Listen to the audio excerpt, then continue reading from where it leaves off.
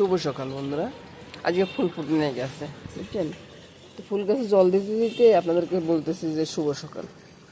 কেমন লাগলো? চারদিকের আবহাওয়াটা ঘোলাটে, মেঘ আছে তবে বৃষ্টি নেই, গরমটা খুব বেশি পড়তেছে, বুঝলেন তো? চতুর্দিকটা দেখাচ্ছি জানলার ফাঁক দিয়ে। অনেক কষ্ট করে মনে এই গাছে একটা ফুল ফুটছে, বুঝছেন? আর কোনো গাছে ফুল ফুটে নেই, গাছের অবস্থা একবারে হয়ে যাচ্ছে। এই গাছটা বেশ সুন্দর হয়ে উঠতেছে, কারণ গাছগুলো কয়েকদিন আগে আমি কেটে দিয়েছি, তো এখন গাছগুলো বেশ সুন্দর হয়ে যাচ্ছে। এখন গাছের জল দিয়ে চলে যাবে। আর বাইরের আওয়াজ তো আসে। তুলসী গাছগুলো আমার বেশ ভালো। গাছ জল দেওয়া শেষ, তারপরে আসুন। বাইরে ঝিরিঝিরি বৃষ্টি হচ্ছে, একবারে ঝিরিঝিরি বৃষ্টি হচ্ছে, এটা দেখার মতো না। আকাশটা মেঘলা, সে কালকা থেকে মেঘলা, কালকে বিকাল থেকে মেঘলা করছে, কিন্তু বৃষ্টির কোনো ইয়ে নেই। কেমন লাগে বলুন তো? এবার আসুন ঠাকুরঘরটা পরিষ্কার করব। ঠাকুরঘরটা পরিষ্কার করে তারপরে যাব রান্নাঘরের দিকে।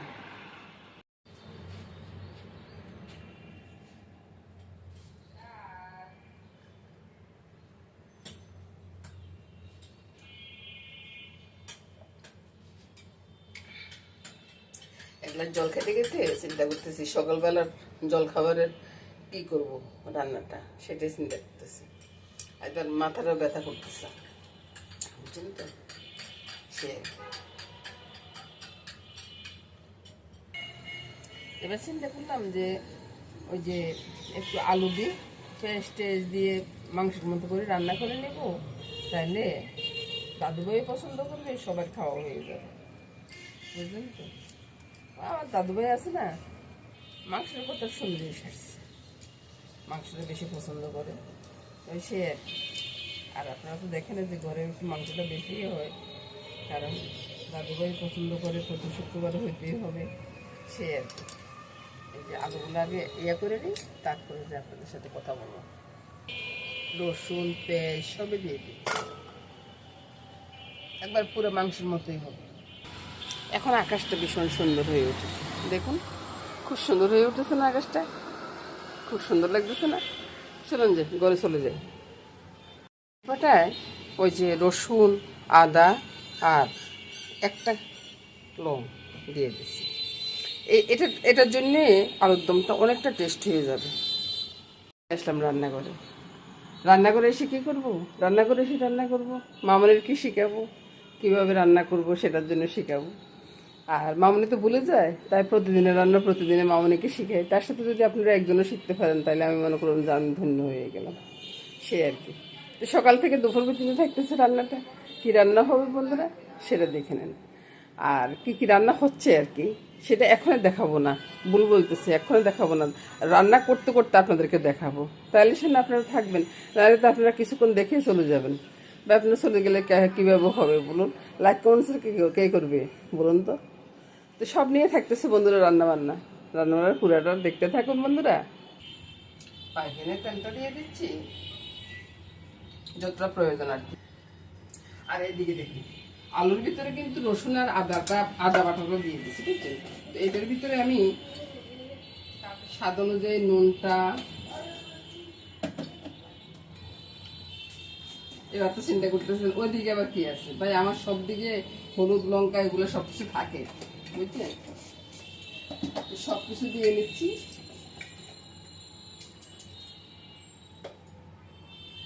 লঙ্কার গুঁড়ো দিয়ে দিলাম, তারপরে এবার হলো গিয়ে জিরা ধনের গুঁড়াটা স্বাদ অনুযায়ী দিয়ে দিলাম। এবার ভালো করে মাখাবো, যতটা পারি অতটা ভালো করে মাখাবো, বুঝছেন? শুকনো আলু তো এখনো আলুটা হয় নেই, তারপরে ভালো করে মাখিয়ে নেব। ওই যে স্কুল টাইম হয়ে গেছে, বুঝছেন? স্কুল টাইম হয়ে যাওয়াতে ওই যে গাড়ি ঘোড়ার আওয়াজটা একটু বেশি আসতেছে। ফোড়ন দিয়ে দিলাম চিনি, পাঁচ ফোড়ন আর তেজপাতা, বুঝছেন? একটা শুকনো লঙ্কাও আছে। এবার পাঁচফোড়নটা ফুটে উঠছে, ওই যে সবকিছু একসাথে দিয়ে ভাই সব রকমের করে দেখা লাগে বুঝছেন। তারপরে এভাবে একবার করে দেখা। আলুর দম আমি প্রায় সময় করি, কিন্তু এক একদিন এক এক রকম ভাবে, প্রত্যেকদিন কিন্তু একরকম ভাবে আলুর দমটা হয় না। আপনারা যদি মনে করেন যে প্রত্যেকদিন আলুর দম বলতে প্রত্যেকদিন একরকম, তা কিন্তু নয়। ভালো করে নেড়ে ছেড়ে দিয়ে একবারে কষিয়ে নেব। তারপরে একবারে যে চুলা রাস্তা যে সবসময় বাড়ান্ত রাখবো তা কিন্তু না, কিছুক্ষণ বাড়িয়ে দিয়ে তারপর এবার আমি চুলা রাস্তা কমিয়ে দিই। চুলা রাস্তা কমিয়ে ঢাকা দিয়ে রাখবো। ঢাকার নিচে কষানোটা হয়ে যাবে, আলুগুলো সুন্দর সিদ্ধ হয়ে যাবে, রসুন আলু সব সবাই সিদ্ধ হয়ে যাবে। আর এদিকে পরোটার ডোটা মেখে নিচ্ছি। পরোটার ডোটা মেখে নিতে কি কি দিব সেটাই দেখাচ্ছি বন্ধুরা। আপনারা তো মনে করেন যে এটা একবারে ভালো করে ময়ম দিতে হবে, এটা করতে হবে, সেটা করতে হবে। এই যে দিয়ে দিলাম একটু তেল, তেল দিয়ে কুসুম গরম জলটা দিয়ে দিব, যেন আমার হাতের সয় সেভাবে গরম জলটা দিয়ে দিব। গরম জলটা দিয়ে সুন্দর করে পরোটাটা ডোটা মেখে নেব। অনেক সুন্দর হয় পরোটা, অনেকক্ষণ পর্যন্ত নরম থাকে। তারপর একটা ভেজা টোয়ালে দিয়ে আমি ঢাকা দিয়ে রেখে এক সাইডে রেখে দিব। রেখে দিয়ে আলুদমটা দেখবো, আলুদমটা একটু নেড়ে ছেড়ে দেব। এটাও প্রায় কষানো হয়ে আসছে,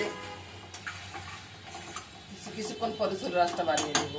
তারপরে নামানোর আগে আগে আপনাদেরকে দেখিয়ে দিব মশলা দিব, দারচিনি এলাচি গুঁড়াটা দিব। ঢাকাটা উঠেলাম, দেখলাম তো ঢাকাটা উঠিয়ে একটু নেড়ে ছেড়ে দিয়ে দারচিনি এলাচি গুঁড়াটা দিয়ে দিলাম। দিয়ে আমি একটু গরম জল দিব, কুসুম গরম জল দিব। ঠিক আছে, এবার রান্নাটা হওয়ার পরে দেখবেন যে কালারটা কি আসছে। এবার দেখুন কি কালার এসছে। এই কালারের তরকারি দেখলে তো সবাই খেতে বসবে, তাই না? আলুর দম কি সবসময় একরকম হয়? একরকম হয় না, এটা একবার মাংসের মতো লাগবে। তো এবার যাবো বাজারে, বাজার করে নিয়ে আসি, তারপরে দুপুরবেলা রান্না। বাজার থেকে কি আনছেন আজকে? এই তো বাবা বাজার থেকে খেতে নিয়ে আসছি। দেখো এই যে সিম নিয়ে আসছি, সব কিছু ঢেলে দিচ্ছি। তারপর কোমর, একটা মূলা, তারপরে বেগুন, তাল বেগুন, খুব সুন্দর না? আর বেগুন আনছেন? বেগুন আনছি তো, কি হয়েছে বাবা? একটা কাতল মাছ নিয়ে আসছি, দেখুন জ্যান্ত কাতল মাছ। তারপরে ডিম নিয়ে আসছি, দুধ নিয়ে আসছি, সব মিলে অনেক কিছু নিয়ে আসছি। এবার সব কিছু গোছগাছ করে নিই, সবজি টবজি বানিয়ে তারপরে একবারে দুপুরে রান্না করতে বসবো। চিকুনটার বুকটা কিন্তু ফেলেনি, বুকটা রেখে দিছি। এখন বুকটা কি করব, বাদাম সেই কুমড়া এগুলা বেটে তারপরে ভর্তা বানাবো। ভর্তাটা কীভাবে মানে খালি ইয়েতে চিকুমড়ার এই বুকটা ঢেলে দিলাম। এবার একটু নেড়ে ছেড়ে নরম করে নেব, তারপরে ব্লেন্ড করব। এবার বন্ধুরা চপার মেশিনে আমি একবারে চপ করে নিচ্ছি সবগুলো। দেখাতে পারতেছি কি, নুন হলুদ চিনি সব কিছু দিয়ে, আর ওই যে জিরার গুঁড়োও আছে সাথে, সব কিছু দিয়ে একসাথে, বাদাম তো দিয়ে দিলাম, সব কিছু দিয়ে চপ করে নেব। তাহলে এটা সরাসরি আমি কড়াইতে দিয়ে দিতে পারবো। বা আমার তো মোবাইল রেখে ডাইনাতে কাজ করতেছে, বুঝছেন, হয়তো এদিক সেদিক হইতেই পারে। তেলটা দিয়ে দিলাম, এবারে বাড়াবাড়ি দেওয়ার দরকার নেই। আর লঙ্কার ফোড়নে দিলাম, তেজপাতা ফোড়নে দিব, লঙ্কাগুলো একটু কালো হোক বন্ধুরা। ফোড়নে দিব জিরা, তারপরে ওই যে সব কিছু একসাথে হওয়ার পরে দেখিয়ে দিই কেমন হবে। দারুণ স্বাদ লাগে রে ভাই, দারুণ স্বাদ লাগে। লঙ্কাগুলো এদিকে উঠিয়ে রাখলাম, আর এটাকে নেড়ে নেড়ে রান্নাটা করে নেব। রান্নাটা হয়ে গেছে, এটাকে উল্টে পাল্টে এবার নামিয়ে দিই। দারুণ স্বাদের ভর্তা রে ভাই, বারবারে বলতেছি। এবার ভর্তাটা হয়ে গেছে, নামিয়ে দিচ্ছি। চতুর্দিকে তেলটা ছড়াচ্ছে, কত সুন্দর একটা ভর্তা, দারুণ হয়েছে না বন্ধুরা? দেখুন তো, দারুণ টেস্ট হবে বন্ধুরা। সন্ধ্যা করে চলে আসলাম বন্ধুরা রান্নাঘরে। আবার রান্নাঘরে এসে এখন প্রথমে আমি ওই যে পরোটাগুলো বেলে নিব। পরোটা আপনাদের মেশামশা কিন্তু বসে আছে খাওয়ার জন্য।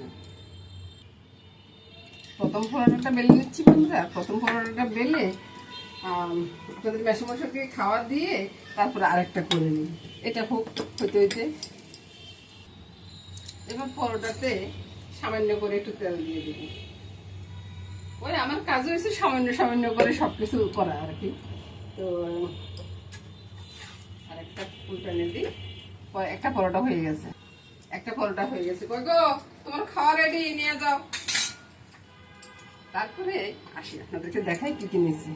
খাবারটা খেয়ে দুপুরের জন্য রান্না করতে চলে এলাম। দুপুরে রান্না তো একটা হয়ে গেছে, আর একটা রান্না হবে মাছ দিয়ে, এই যে সব রকমের সবজি দিয়ে কীভাবে রান্না করি সেটা দেখুন। আর সহজ রান্না কীভাবে হয় সেটা একবার দেখুন। মাছের ভিতরে নুন আর হলুদটা মেখে নিব, পরে এতে দিয়ে দিব তেল। আসো বাবা, কিভাবে রান্নাটা করি দেখো, সহজ রান্না সহজভাবে করে ফেলবা, তাহলে খেতেও ভালো লাগবে, আবার সবাই পছন্দও করবে, বুঝছো রান্নাটা। এই যে তেলটা দিয়ে দিলাম, তেলটা গরম হয়ে গেছে, মাছগুলো ভেজে নিব। মাছগুলো ভেজে তারপরে উঠিয়ে নিয়ে আলুটা ভেজে নিব, বুঝছো।